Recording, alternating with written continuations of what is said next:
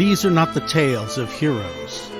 These are tales of reavers and cutpurses, of heathen slayers and tight-lipped warlocks guarding long-dead secrets.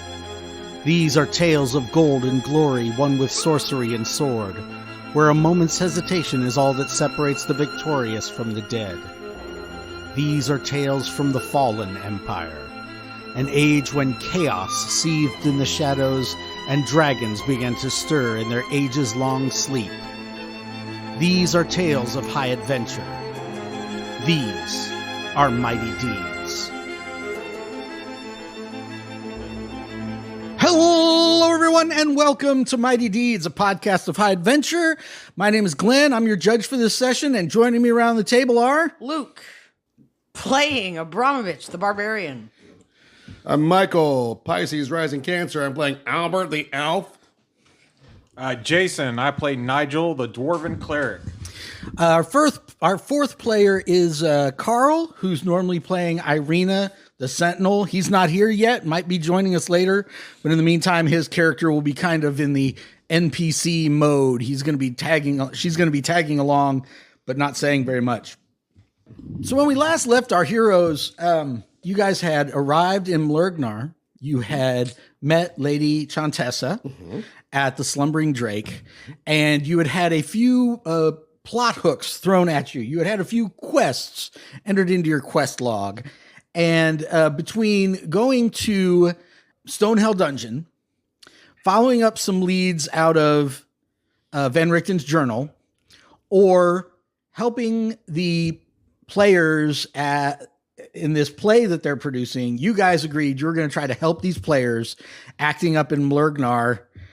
So before the adventure starts, I want to check a few things with you guys. So first of all, Lady Chantessa tells you guys Van Richten left this vampire hunter's kit. So what I'm showing the party is one of these supposedly antique vampire hunter kits that are supposedly like from the 1600s that I've actually heard like most of them are actually fake, that they didn't really make these kind of things. Is there a knife, a mallet, and a revolver in this There is kit? no revolver in Van Richten's case, but Van Richten left this case of goodies similar to, but not exactly the same as what you guys see. Right. Was kind of left with Lady Chantessa, and so she shows it to you guys, right? You guys pop it open. Inside, there are 4 yellow lotus tinctures, which are kind of a healing potion that heals 2 hit dice. Nice. Okay. Then he has some oils, okay? Oil. These are oils that you put on a weapon that give you an advantage in combat. Interesting. Not the oils I was thinking of. Not essential oils, not massage oils, just Monster Hunter oils. He's got, Witcher oils. yes. He's got 2 necrophage oil. He's got 2 cursed oil. What do these do? These sound So they increase your weapon damage type by 1 step on the dice chain. Okay, so if you were to roll a D6, you'd roll a D8, and Exactly. so on and so forth. All right. But it's only against said creatures, correct? It's only against creatures. It's only good for about 1 fight. One fight or one round? 1 fight. Would 2d6 become 2d8? No. First of all, Would it be a d14? behold the actual dice chain. Ooh. D3, 4, 5, 6, 7, 8, 10, 12, 14, 16, I feel like you missed a 9 20. there. No kidding. 24, 30. So if I put several of these oils all on the same thing, does it increase it every time? So if I, No. I can get up to like a D20? No. Blah! But to answer your question, if it's a D6, it would not become a D8. It would become a D7. All right. But a D8 would become a D10. A D8 would become a D10. That seems weird. 10 would become 12. 12 would become 14. That bothers We me. only have 1 D14 between all of us. That bothers me. Yeah, That's the I damage mean, dice, that's right? going to be used a lot, so... And that's the damage dice, correct? Is there a D15? That would be the damage dice, yes. Is there a D15? No, of course not. Okay. And these oils... Don't be ridiculous. There shouldn't be a Don't be D7, but ridiculous. here we are. Don't be and ridiculous. both of these oils do the same thing, that +1 on the dice chain? Yes. Against cursed creatures and necrophage creatures. Yes. And he has 3 specter oil. Oh. These What names are, sound vaguely familiar. Yes, they're from The Witcher. What counts as a Plagiarism. necrophage? Well, you would have to make a lore Throws it down. roll, but you get the idea. It's things like ghouls, things that eat flesh or eat dead flesh. Cannibals. Yes. Zombies. So maybe zombies. Okay. If they're Romero zombies that are trying to eat brains, and then yes. Then yes, But those are actually kind of more like ghouls, Yeah. like in D&D that actually want to eat meat. Cursed are things like werewolves. Ghosts. No, No? ghosts are not cursed. Oh. I think those are specters. Oh. Yeah, specter lycanthropy. oil. lycanthropes would be Yeah, cursed yeah. things. Vampires Yes. cursed? I don't think so because they're undead. But He they're not probably- cursed, he the probably- vampiric curse. I would have to check the Witcher I feel like tabletop we need role to playing talk game. about what is a steak 5th edition again. SRD. As we go on, we're actually going to talk about that in just a second. So I'm glad you brought it up. Oh no, I skipped The ahead. specter oil also gives the weapon the ghost touch ability. So if it's a ghost or a specter or a wraith that doesn't take normal damage from physical weapons, they will take full damage because you used wraith oil. Now, also in there, and this is especially for you, Carl. Thanks for coming. There's a special heavy crossbow. Okay, and if you look at the picture, you see those hawthorn stakes? Those are like crossbow bolts. It's a steak launcher. It is a stake launching crossbow. Ah. Seems like this would have been really useful here. Yeah. Earlier For in him this to have campaign. taken with him to Barovia. topic. Yeah, I know. I didn't think of that. So it has half the. Well, I'll just give it to. I assume Carl's going to use it because Yeah. his crossbow was destroyed Definitely. by the old god. Yep. It has half the range of a regular crossbow because the stakes are so big, and the stakes are really expensive, more expensive than crossbow bolts. They're like T-bones. But it does D10 damage instead of crossbows like D6 or something in DCC. Right. And there's a chance of staking a vampire right through the heart. Are we planning on And fighting disable those anytime soon? We can with this. Just about every other week. Yes. Oh, okay. We never really finished the them off. Escher thing. Did we not? No, we didn't. Well, I'm not talking about that. I'm just saying you have a vampire killing sword. You have a vampire fighting holy symbol. yeah, I do. Vampires would be a cool recurring kind of thing for you guys to fight. And this apparently Escher. So where were we? Talking about Vendor. So before you guys go to the theater, do you guys want to buy anything before you go to the theater? So So. you guys have bought some equipment. You got some equipment from Van Richten's arsenal. So you guys are walking through episodes. the streets of Mlurg Nar. Okay. Mlurg Nar. And what I forgot to get into last time, you guys just basically arrived in Mlurg Nar and were immediately in the Inn of the Slumbering Drake. Yes. But it's this cool city. So now we have a little walking tour of Mlurg Nar. As you guys are walking with the two members of the company there, the two actors, or actor and actress. They tell you a little bit about the city. Mlurg Nar is one of the most remote of the 8 cities. Our magnificent bridge is both a spectacular feat of engineering and an enduring symbol of our alliance with the dwarves. From a distance, Mlurg Nar may appear serene, but up close many signs reveal its tumultuous and violent history. Sadly, this great fortress town has suffered under the calamitous misrule of the Jungfreuds. For too long, that foul family has oppressed the people and stultified free trade, looking outwards with greedy eyes to helpless neighbors. For centuries, the good folk of Mlurg Nar have cried out in sorrow and desperation, praying for deliverance.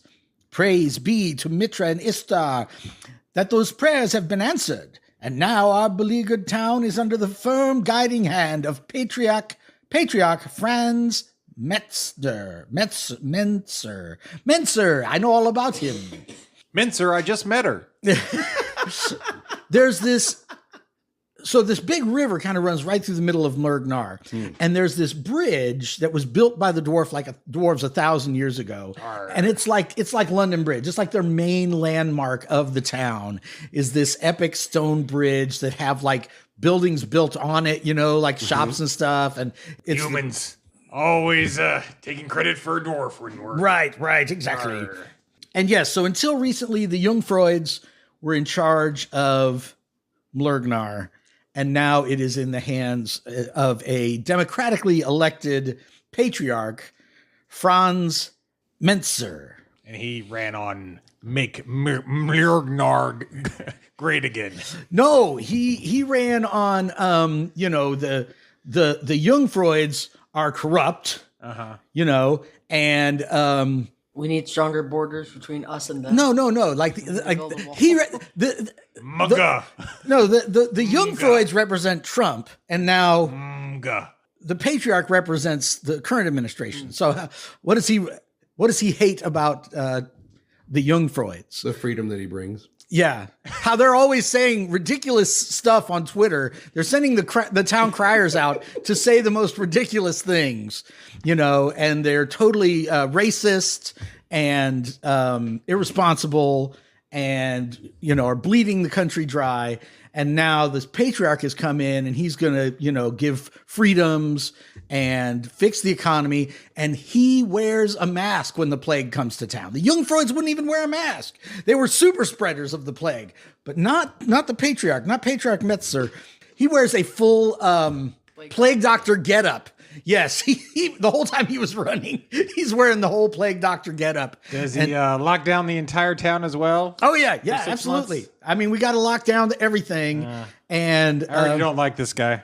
Because that's good for the economy, locking down everything. Well, hey, I mean, you got to do what you got to do. I'm just saying. And then he starts telling you specifically about what's going on with him and the Dunsweet players. My troubles are this, good friends. I am the leader of a troupe, a noble troupe of mummers and actors known as the Dunsweet players. We provide the less fortunate masses of our fair city with brief diversions from the cares of their daily lives, while dispensing kernels of truth wrapped in pleasing guises. It is an honest living for an actor, even if not an honorable one. As of late, my troupe and I have achieved an unexpected deal of success and renown thanks to our latest play, The Fiascos of Duke Hogsfat. This is where our troubles lie.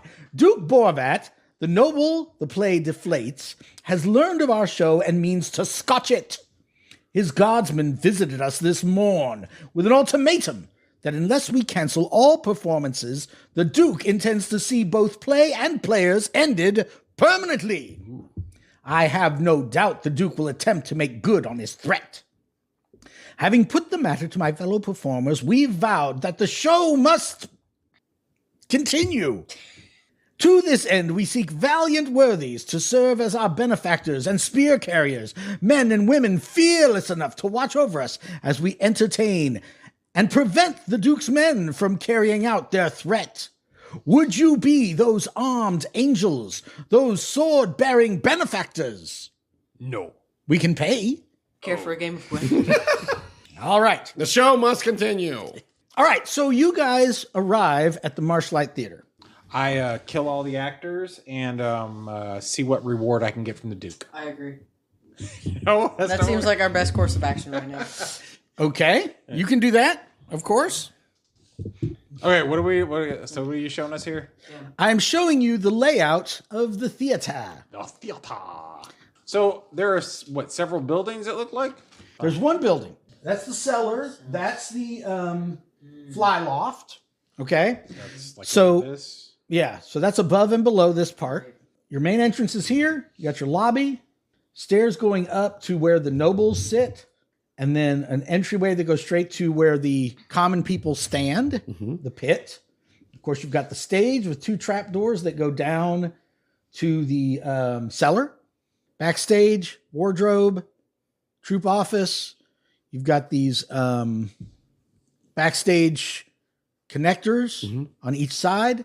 You've got two back doors and windows around the sides. And basically, you guys have to decide what...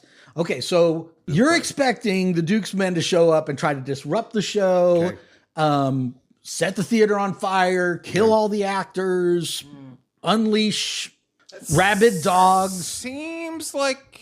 Okay. Is there no law enforcement in this town? There is law enforcement in the town. So he will have to try to do it in a way that's not obvious. Like, he can't just send his guards to just, like, murder the players. He Right. can't just send his guards to murder us, of course. It's quite illegal. Oh, This is preposterous. this is the wrong voice.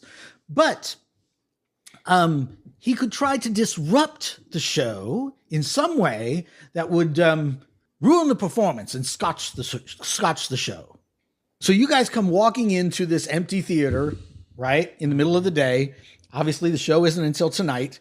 And you guys have got to decide what, if any, precautions you want to take or where you're going to be standing when the show starts. What do you guys think? So Mama Dorf always told me that a good defense is a good offense. I say we just go to the Duke and tell him to shove it. You could do that? And see what he does then and see if we can, catch him there before he ever gets here. Also, we might be able to. Well, he probably isn't going to. Also, we might be able to at least look at some of his men and see the faces so that we know who to be looking for. This is not a matter of politics, my friend. This is subterfuge. He isn't trying to play nice, so neither should we. But we are playing nice. We're waiting for him to come to us and hope that we can catch him. But what good? You guys want to head to Tell Duke him Borvat's estate? You want to go by yourself? Sure. Okay. All right. So you get directions to Duke Borvat's estate in the I'll go with him. Albert will go with him. in the nicest part. No, now, don't be jumping on the bandwagon now. I'm not jumping on the bandwagon. Jumping on the bandwagon. But when you get arrested, I want to be there so I can make sure we know where I you are. won't get Yeah, arrested. don't want to get you killed. Don't want you Because they're going to go to the Duke's house, and the Duke's going to be like, I You're will under have arrest. you put in jail. And then he could try. But I'm almost second level. I'm pretty sure I can take it. Oh yeah. Morgan Saite, known locally as The Hill, is the most affluent quarter of Mlurg Nar. Who came up with these names? The guys who wrote Warhammer 4th Edition. The homes of Mlurg Nar's wealthiest middle-class families form a terrace leading up to the hill. Manors, mansions, and small estates of the wealthiest nobles, guildmasters, and clerics. Curving around the bottom of the hill, Oberstressy hosts the town's elite shops, including high-class courtiers, eateries, jewelers, armorers, and other luxury goods. The watch patrol Morgensternsteit enthusiastically. Undesirables and those inappropriately dressed are likely to be moved along with a swift boot. So, you're wearing what? I'll bring And as soon as you go through, Carl with me. you're going to bring Irina with you? Yeah. Okay. She's a little bit more. Upscale? Yeah, uppity. Upper crust. Oh, I'm bougie. It's a little bit. Oh, I dropped a bunch of dice This is a just term now. I don't know. I've never heard bougie. Good job there, Boomer. Oh my God. I'm not a bougie. Bougie's the opposite of Ratchet, so. It is the opposite of Ratchet. He throws it into my hand onto the floor. Just I gently. know what posh is. We're educated. Bougie and posh. I dropped it. Oh, on. those are the same thing? Oh my God. Hot dang. I'm trying to put them have in. a hole I'm in trying the to put. bag? I don't. I have a hole in my hand. What are you wearing? What are you wearing, Jake from State Farm? Who are you As you wearing? try to go to the upscale part of town. Well, she's a dude, so. I'm probably just dressed in my normal cleric gear with the chainmail and everything on. Okay, so you got chainmail, and you have maybe a cleric's tabard or something, right? And let's Like a cloak and like a white cloak just over you. No, he doesn't have a cloak. He gets With a two little tabard. eyes cut out, He gets a tabard. my beard hanging down. Just actually the only cutout is for your beard. I like that. I want to use that. And I'm just trying to describe the condition of your gear. I don't think you look White. fresh as a daisy. No. After having I look like a war-torn dwarf cleric who. Yeah, so about 4 members of the Lantern Watch spot you guys heading up once you guys cross into this actual district. Okay. Right? About 4 members of the Lantern Watch are like following you guys. You didn't ask me what I was wearing. I assume you're wearing your Negligee. Sexy Danger Girl. yeah, I assume you're wearing the Sexy Danger Girl. If we're going to upscale, I feel like Arena would have tried to blend in. She probably would have cleaned herself up a little bit. Okay. Maybe not. Maybe had some hidden weapons, but maybe not full out armor. Not carrying the. She would have tried to blend in a little bit. That reminds me, you got a stake launcher. For Oh, yeah. crossbow So- replacement. Oh yeah. What? So Van Richten, have you ever been online and you saw one of these? I know about the internet.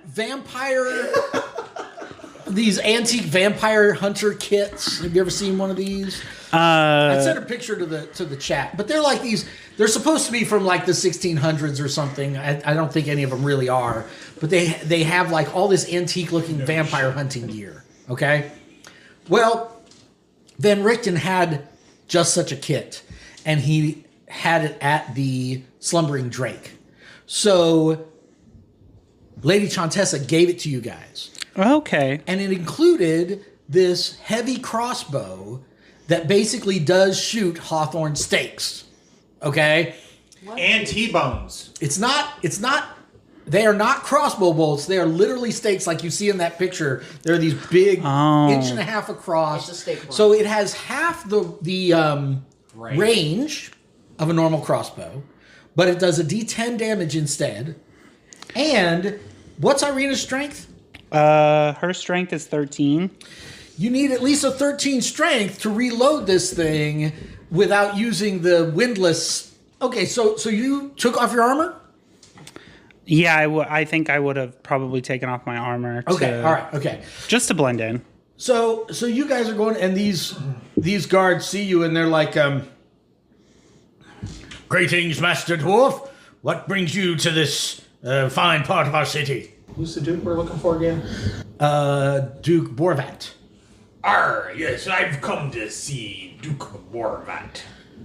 They kind of look at each other, and they get these slightly sarcastic looks on their face. And it's like, "Are you a cook?" No, I'm a cleric. Priestly duties. You know, that kind of stuff. Well, I see that. Damn it! Now you got me doing the pirate voice. Hey, it's a catchy. Well, I see that you are a clerk of Danethar, so you belong in the dwarf quarters, sir. Not up here. You seem to be lost. No, I'm not lost. I literally told you who I was looking for. Ah, well, you don't belong up here, Sir Dwarf. You need to return to the dwarf quarter. Yeah, no, it's probably not gonna happen. Why would I return? Is this not a free city? You don't belong up here. I think what he's trying to say is no to your question.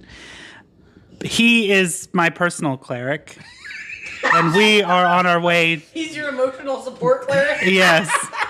Yes. I need him for some healing that I'm doing. I am a healer, and I have been summoned up here to this Duke to assist with some healing that needs to be This done. Duke, you don't even know which Duke you're talking about. One of the others says, because he has a totally different accent. He's a licensed It's time to therapy drop cleric. it. Just drop it.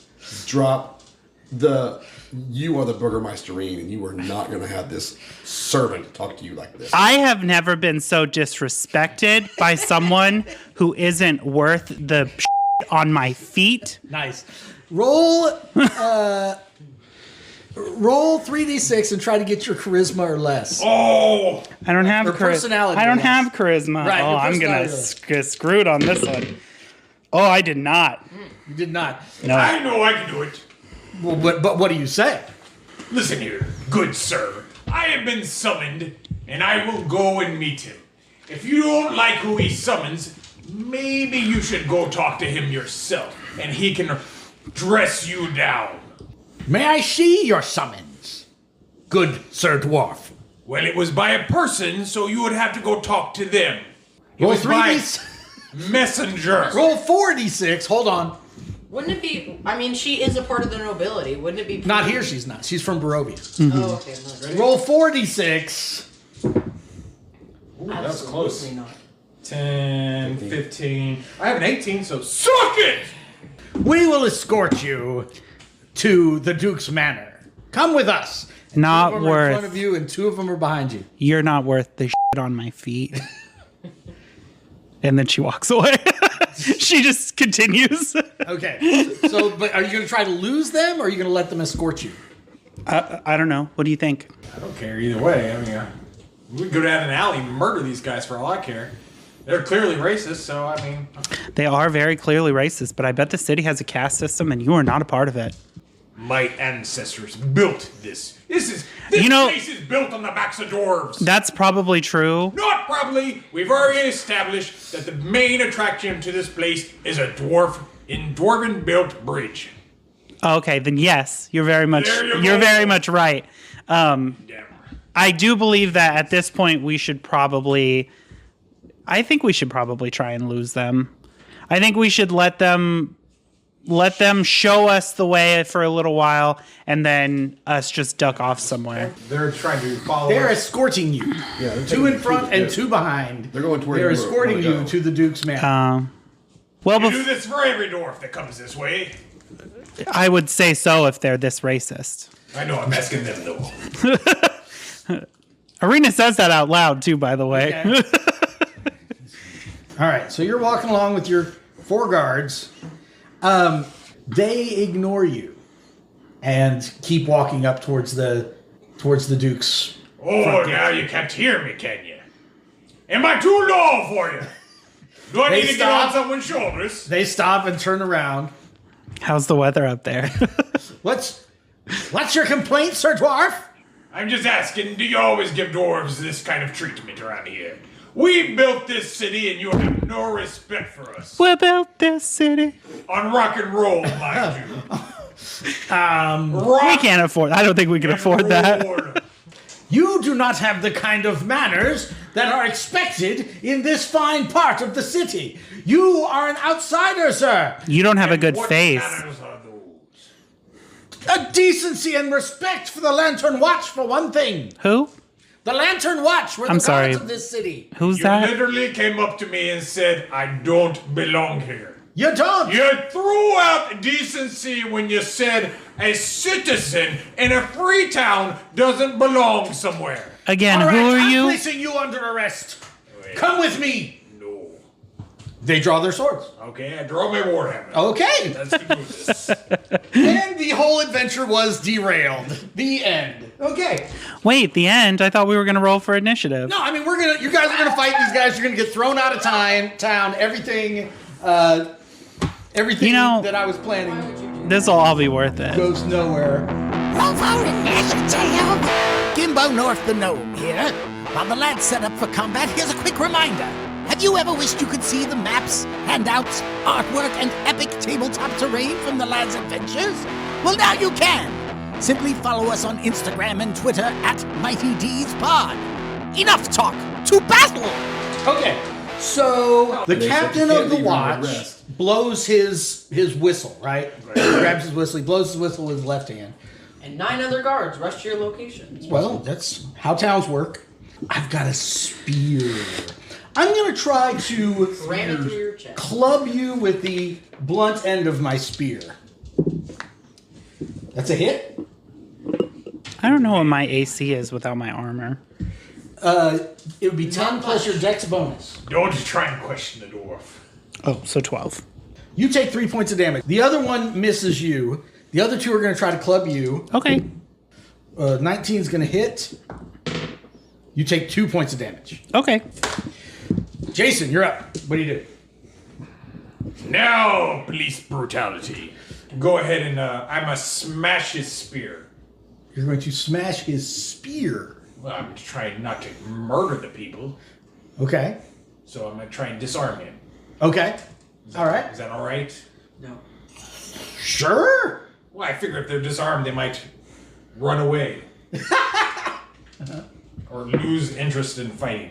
How about a 16? Yes, you knock this guy's spear out of his hand. Okay? Carl, Be gone! Where are we? you are kind of in like a broad street in the upper class portion of Mlurg Nar.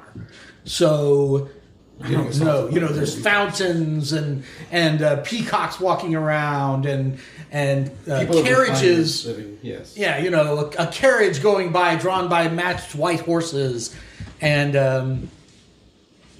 You know, Who? like What is Paris, around? like What is Paris. around us? what are you looking for? Well, I don't know what I'm looking for yet. So what is around us? a cafe. Are there a bunch of people around us? Yeah, there are people. There's a street vendor selling falafel. There's a... Help me out, guys. Everybody's just... Help me out.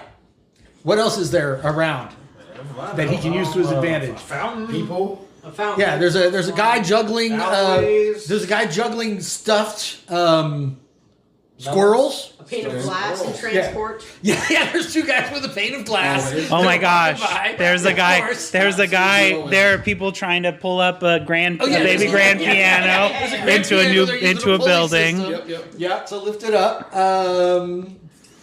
Farmer. Are there any people building it? Like, is there any reconstruction going on? Yeah, there's construction workers are painting or something with a big cement mixer. Yep. And then No, there's you gotta have some people on some ladders that are, just yeah. barely hanging on. So when the ladder falls, they're just hanging. Yeah. I want to have a very. I forget what the song is called, but it's that. I want to have a very much that with these guys chasing us through like the construction site. And then us losing them by sheer hijinks. Oh, I love it. Just so, like one of them plops into the cement mixer. He knocks the spear out of this guy's hand. And then I grab you and we just run through the. So then you guys take out. So now it's a chase. Okay. All right. So these guys are trying to chase you in their armor, and you're running, and the dwarf isn't that fast, so you're half carrying him, And we got to come up with 3 obstacles. Stop. We need to come up with 3 obstacles. This is going to be a skill challenge. They've got to get 2 successes before they get 2 failures. Okay. So the first obstacle is the construction site where they're going to run up the scaffolding and then get on top of the building and then kick the scaffolding off. Yes. So I think you both need to roll an agility or a reflex save. Let's say DC 10. Okay, I pass. No. By the way, I passed so much. I had a 22. Does that help him in any way? How much did you fail by? 1 point. You failed by 1 point? Got a 9. Oh, okay. All right. So you're about to fall and your beard dips into the paint and stuff and you're like flapping around. And right as she's about to kick the scaffolding off, she grabs you by the hand and she manages to kick it. And they're like holding on to the side of the building and they're having to climb in through the windows. Okay, so now you guys come out on the other side and you think you're fine. And then boom, the door bursts open and it's all the guys chasing you. And they're covered in paint. Right. You guys are running down this alley. What's the next obstacle? Yeah. Okay. There's a cart blocking the middle of the road where there's a guy saying, "Exotic turnips from the Sword Coast. Catch his best exotic turnips." Yes, and they're all in these very rare antique vases. Yeah. Right? Ooh. So it's this cart. And you guys see that, of course, the cart is poised at the top of this hill. And it's got this little thing, this little chalk in front of the wheels, And you guys see it in front of you there, right at the top of this hill. And the guards are closing in on you. So we're going to kick that out and roll back at him? No, like you're at the top, right? And here's the thing. You guys are coming up behind it like this. Okay. Oh, I'm gonna throw you on top of it, and then I kick the thing out, and I jump on top of it with you, and we go rolling down. Okay. All right. So this is gonna be another reflex saving throw, DC 10, to get there. I get it. Okay. Oh, yeah, good. Okay, so now the 2 guys carrying the pane of glass, right, are halfway down the hill. You guys smash through them, and the guards are running, and the cart is my turnips! The turnips are falling, and just as the antique vase is about to fall off, Nigel catches it and pulls it back in, and then like throws it at the guards. There's a little old lady walking her puff puff dog, and she jumps out of the way, but then you look when the camera goes back, you guys have the puff puff dog, right? And like you're wearing her hat ended up on your head. She spins around, a little bit. She has the vase now. Her hat her hat had a wig sewn in, so now I have a wig and a hat. Screaming behind you as you go. And now you guys see the ultimate problem. At the bottom, there's like a cross walkway thing that's going to block you guys. And your only chance is Oh my god, I got it. I got it. Okay. Yeah. So as we're going down, we see all these like little things of flags. strung between the buildings. Stringing between the Pirates of buildings. Caribbean. And then so Irina sees it and then grabs onto Nigel, and then she grabs it, and the momentum makes us fly up onto a rooftop. Nice. Yes, of course it does. Of course it does. Yeah, right. So it looks like you chose reflex again. Roll those reflex saving throws. Okay, I passed. Okay. Hell yeah. All right, so as the scene ends, you guys make it across this rooftop, and you're escaping, and the guards are down there, and the turnips are everywhere. The turnip truck hit this thing, and there's turnips everywhere, and the little dog is chasing them around, and they're trying to get it. I still have the dog. I mean, she got a perfectly good antique vase out of it. I know, right? So I'm not letting you be dog nappers on my show. And somehow It's I not see the dog was having the time of his life on that turnip. Oh, yeah. This dog is howling Yeah, out. no, he's happy to come with me. I try and put him down, and he follows me. No, he doesn't. No, he goes back to the Duchess, and she hands and you guys manage to escape and go back to the theater. And then everything calms down a little bit, and then slowly her hat falls down, perfectly landing on top of her head. Perfect. And she's like, oh. And you guys return to the main adventure. Great. So now, how do y'all think? I feel like that was a waste of time. No, that actually was pretty cool. Do we get experience for I that? think everybody. Since we want to keep everybody on the same thing, let's give everybody 2 XP. Well, meanwhile, Carl, that was a great idea, Carl. Meanwhile, we're at the theater, getting the layout, learning the people who work there by. Yeah. And they come back, So- and they've got a woman's hat with a wig sewn in. They're covered in flour and paint, and And we come back with a dog. Hiding under You do my have the beard. dog. What's the dog's name?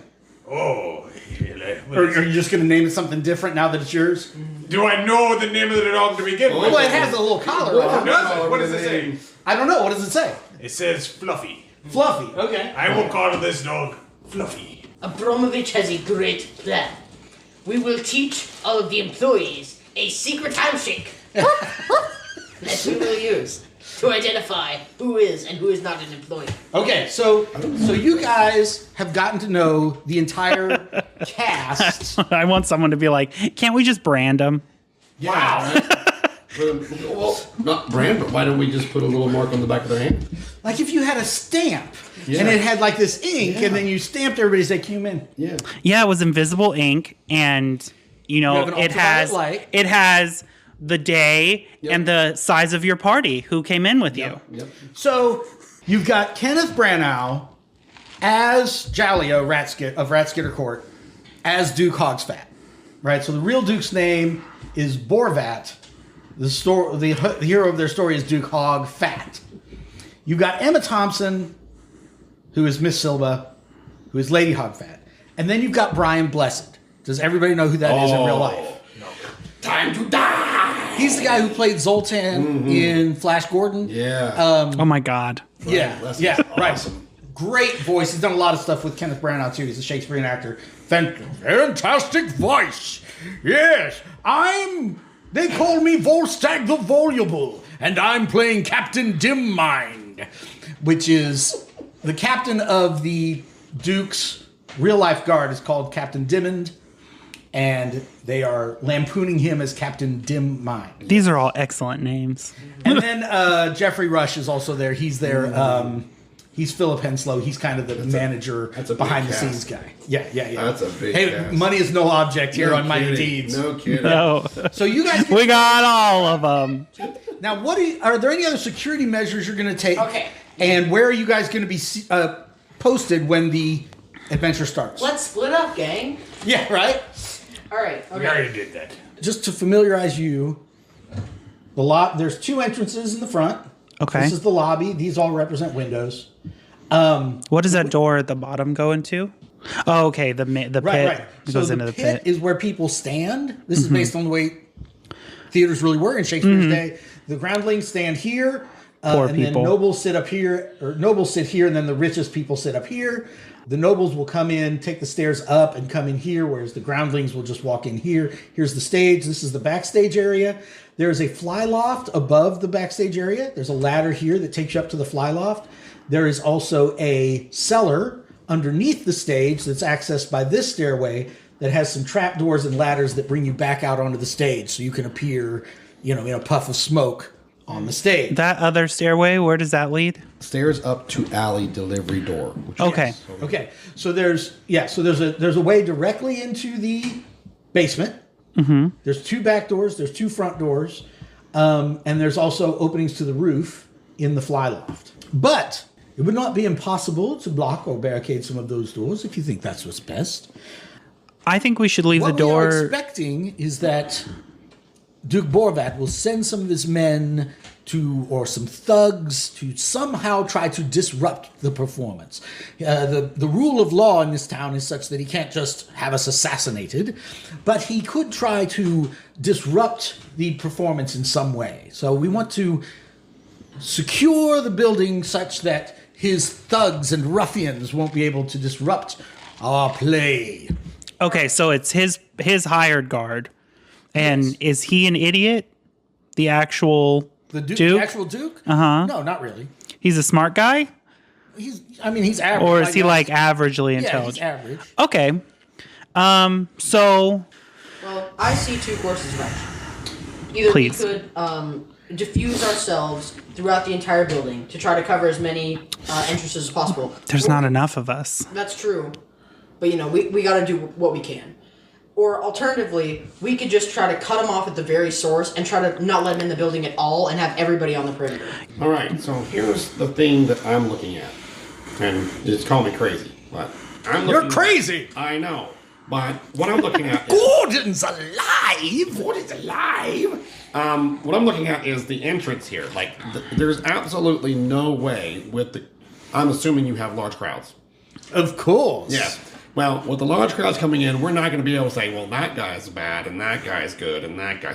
So we're going to have to ignore, for the most part, the front.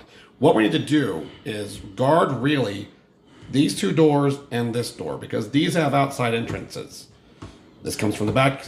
Should there be A dusty, thick-walled cellar resides beneath the theater. Thick wooden supports rise to meet at a timber ceiling above. A pair of ladders connect to the stage trapdoor overhead, and a flight of stone stairs leads to angled delivery doors exiting the alley alongside the building. A second staircase leads from the back stage area, the theater above. The cellar contains old dusty scenery, set dressing left over from previous occupants. The delivery doors are thick wooden doors set at an angle in the base of the theater's foundation, opening into the basement stairs. The doors are chained and locked from the outside to keep out vagrants. The Dunsweep players don't have the key to the lock. The landlord forgot to give it to them. But it can be opened with a pick lock checked. The lock is old and rusty, accounting for the higher DC. So it's one of those angled doors like a coal, like goes into your coal basement thing, right? Like a cellar. And it's chained from the outside with this old rusty lock, and We maybe only need one person here to keep an ear on that door to make sure someone's not coming in. Then the rest of us could be up here guarding these doors. Should there be any ingress or egress during the play of these doors? Yeah. Yeah, oh, but is there supposed to be? Right. And there are people coming and going into these doors when the play is happening. Well, personally, I think that we can't just concentrate our entire defense on the doors, because a guard in disguise could just sneak in into the pit area and just start making a huge distraction, and we wouldn't be able to... So then we have one person set approximately here Sure. to watch these doors. I definitely agree with that. One here and Yes, one here yes. and one here. And then the person here could say, oh, I hear someone needs help down here, and run down and assist. Or these people could say, hey, there's someone coming. That And- seems like... Yeah, that's A great dim, point. unadorned spaces on either side of the stage serve as waiting areas to performers entering before their scenes. A network of ropes and pulleys line the walls connecting to the theatrical rigging on the catwalk above. Doors and archways lead to other sections of the theater. So he's talking about right here. Yeah. The costume or the person who makes costumes, Torva the Mingless, can be found here working during the day, mending and making garb for the performers. Though in her early 60s, Torv is still tough as Mingle jerky and can wield both her steel knitting needles and shears as terrible weapons if she or the dung sweeps are physically threatened. So here's this old Mingle is like the Mongols, right? So there's this old lady back there, and she's hard at work on this costume, and she looks up at you guys, and she's just as tough as Mingle jerky. Like, that's a man, baby. Sorry, wrong room. And so she's back here working on costumes. It does not say about the doors that lead to the back alley. Surely it's mentioned in here. I just need to find it. I think yes. I think the answer is yes. People are going in and out through those doors normally. When the play is going on. I think so. But I think you can talk them into you guys locking the door. That's kind of, I don't know. But if it can be locked, then let's lock those doors so nobody gets in those doors. We're done with those doors then. Right. And now we're free to do some sweeping. We can just roam the backstage and check on people and, hey, you don't look familiar. Stop there. Do you think these guards and stuff will be brazen enough just to come in dressed as guards? Like, they don't have to. They don't have to. I think they will. I think there will. He will. He's a nefarious malcontent. He'll probably hire some thugs to come in and pinch women on the bum. Wonderful. Those kind of thugs. Yes. Have a streaker. I don't know. But I think he can't afford for it to be easily tracked back to him. So he can't, for example, send his own personal elite guards in to just start thumping people on the head. He's going to have to try to be semi-subtle. So I like the idea of locking the backstage doors and positioning you in different locations so that as different events come up on pages 6, 7 through 10, that different people can respond to them in different ways. So guys, I like that a lot. Is there a crowd event? One more thing. You're saying this door has chains on it? That door, yes. Chains on it. And is there extra Slack that we could add a second lock? A better lock? A newer lock? Yes. all I'm saying is, this area is very well defended. I don't think I need to be here. I think I need to be up here looking out for any sort of ruffians. Or, well, my thing is, they're not going to be ruffians until they get in there. So more than likely, they're going to blend in as they're coming in. And how are you going to tell a ruffian from a normal groundling? Right. It's going to cost you 15 gold to buy a decent padlock. Yep. Yeah, sure. Okay, so you go, you buy a padlock, you return, you double padlock the back entrance. Yep. Okay? I feel better about that. Or not the back entrance, the cellar entrance. Yep. Okay. Well, I vote I Okay, where are the stay rest of you separate. stationed as people start coming in? another thought. It's like, well, if we're standing here and we're just looking out these doors, we can't really see all of the disturbances going on. So I feel like we should have at least one person down in the pit, just, checking it out, I guess. Well, I was going to say, why don't I go into the noble area? That's not me. Why don't I go into the noble area, kind of dressed more like a noble and kind of cleaned up, and then kind of keep an eye on things up there? Sure. Okay, so Abramovich, are you going to be wearing all your armor and everything? Yes. Okay, so where are you going to be? I'll be back here. That's fine. Backstage? Okay. I'll be standing at the store watching over the pit area. Okay, Michael. Do you want me in the lobby or do you want me on the other side of the stage? I want you wherever you want you. Yeah, I don't know where you want to go. Because if you want to be... Mike Luke was pointing out, if you're backstage, you can get to the lobby through the connecting passage reasonably quickly. Yeah. Right? There's no people in there during the show. If I'm in the lobby, you said? If you're backstage, these hallways take you right out to the lobby. So you could keep an eye on that side. Like both of you, Or if you other way around, wanted. you could be in the lobby right by that door. Or... This area is where you have the most mobility to go anywhere in the building. Right, so if you stayed on including the back... the basement and the fly loft. If you stayed on the backstage, keep an eye on that hallway, and then you stay in the lobby area, and then as the show begins, you go backstage through that hallway. Because are we locking one of those doors? Because I think we should lock the one on the right. These stage doors? No, the one in the back. He's locking those. I feel like we should lock the one on the right so that we can lock both? Yes. Oh, yeah. Oh, okay, then that's fine. Because I can't find in the module where it mentions whether you can or not. Yeah. They let you lock those. Yeah, so that'd be perfect. That gives you an eye on that hallway if anyone comes through the lobby. That gives you an eye in the lobby. Oh, no. Oh, you want to be in the fly loft? Oh, that'd be perfect too. Yeah, because those doors are open to the roof. All right. Right? Yes. You think they're coming through the roof? I don't know. Was there... Well, dwarves don't fly. So. You have range spells, right? Various ropes and pulleys moored in the wings lead Okay, up good. to an open space 30 feet above the stage below. A single catwalk crosses the area, granting unobstructed access to both the stage and the 2 roof windows leading to the theater's flat roof. They are normally propped open during performance nights to help alleviate some of the heat generated by the crowded house below. So, Albert, seeing how you do express that you're going up when we make these plans, right? You want this feather fall? I would love that. That's what I was looking for right here in this list. Oh, that'd be perfect.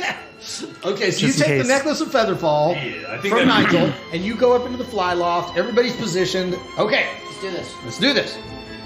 And we'll find out what happens next time on Mighty Deeds.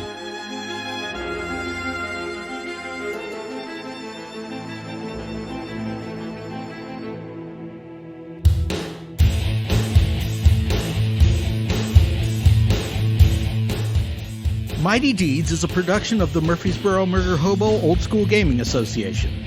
We're playing dungeon crawl classics from Goodman Games, set in Fritz Leiber's World of Nawa. Original music is provided by yours truly and by Joey Hodge. You can check out more of his music at joeyhodge.com. Thanks for listening, and join us next time for more Mighty Deeds.